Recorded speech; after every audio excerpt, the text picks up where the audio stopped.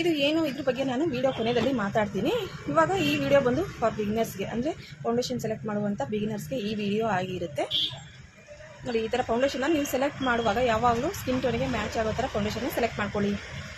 ಇದರಲ್ಲಿ ಶೇಡ್ಸ್ ಬರುತ್ತೆ, ಅಂದರೆ ಇದರಲ್ಲಿ ತುಂಬ ಶೇಡ್ಸ್ ಬರುತ್ತೆ. ನಿಮ್ಮ ಸ್ಕಿನ್ಗೆ ಯಾವ್ದು ಮ್ಯಾಚ್ ಆಗುತ್ತೋ ಆ ಶೇಡನ್ನು ನೀವು ಫೌಂಡೇಶನ್ ತೊಗೊಂಡ್ರಿ ಅಂತ ಹೇಳಿದರೆ, ನೀವು ಫೌಂಡೇಶನ್ ಅಪ್ಲೈ ಮಾಡಿದ್ರು ಫೌಂಡೇಶನ್ ನಿಮ್ಮ ಸ್ಕಿನ್ಗೆ ಕರೆಕ್ಟಾಗಿ ಮ್ಯಾಚ್ ಆಗುತ್ತೆ.